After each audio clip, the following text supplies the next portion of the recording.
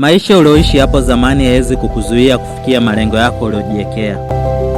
Rose Muhando, malkia wa muziki wa nyimbo za Injili, anasema kwamba maisha yake yalianza katika hali duni sana, akiombaomba baada ya kufukuzwa na familia yake huko Dumila katika mkoa wa Morogoro kwa kosa la kubadili dini yake. Rose Muhando alizaliwa Dumila, wilaya ya Kilosa, mkoani Morogoro mnamo mwaka 1976 na ni msanii wa nyimbo za Injili anayejulikana kama malkia wa nyimbo za Injili katika ukanda huu wa Afrika Mashariki.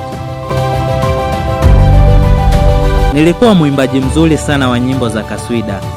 Nilihudhuria madarasa kila siku nikiwa kule kwetu Dumila. Baadaye maisha yangu yalikuwa magumu sana kutokana na ugonjwa uliosababisha afya yangu kudhoofika mno. Wakati huo nilipimwa kila ugonjwa na sikupatikana na tatizo lolote. Ndipo nilipoamua kubadili dini, anasema Muhando.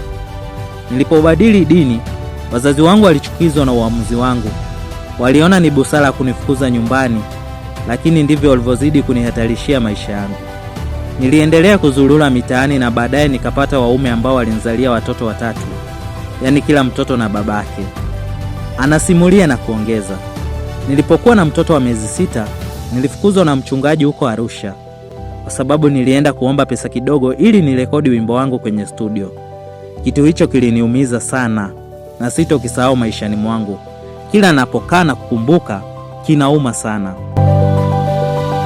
Muhando anasema kwamba alikuja Arusha kurekodi wimbo wake wa kwanza, ambapo kutokana na ukosefu wa pesa aliona ni busara kumuomba mchungaji msaada, lakini ilishindikana. Alinifukuza na mtoto aliyekuwa na pumu. Niliumia sana na ndipo nikamuomba Mungu na kusema anajua alichoniandalia katika maisha yangu, anaeleza Muhando. Anasimulia kwamba alianza safari ya kurudi nyumbani, lakini kwa bahati njema akiwa njiani alikutana na watu wenye asili ya Kisomali na kujitambulisha kwao kwamba alikuwa muumini wa dini ya Kiislamu. Nao walimsaidia na kumpeleka katika mkoa wa Morogoro. Baada ya Muhando kufika Morogoro, aliendelea na maisha yake. Baadaye alijiunga na kwaya huko Dodoma. Wakati huo alikuwa tayari na watoto watatu akiwa amesilimika. Nilianza kucheza muziki kwenye kwaya huko Dodoma. Baadaye nikawa mwalimu wa kwaya St. Mary's Dodoma katika kanisa la Anglikana la Chimuli. Niliendelea hivyo hadi nikaanza kutunga nyimbo zangu mwenyewe kwa msaada wa mfuko wa kwaya yetu, anabainisha na kuongeza. Mnamo mwaka 2005 ndipo nilipoanza kuona mkono wa Mungu.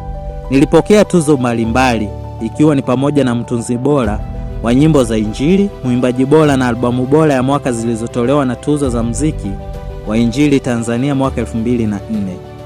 Rose aliendelea kufanya vizuri katika uwanja wa muziki wa Injili, ambapo Disemba 2 mwaka 2005 alihudhuria na kuimba katika tamasha la muziki wa Injili kusaidia kutoa msaada kwa watoto na wajane huko Dar es Salaam. Namshukuru Mungu, hadi nafika sasa nina albamu 4 sawia na tuzo 6.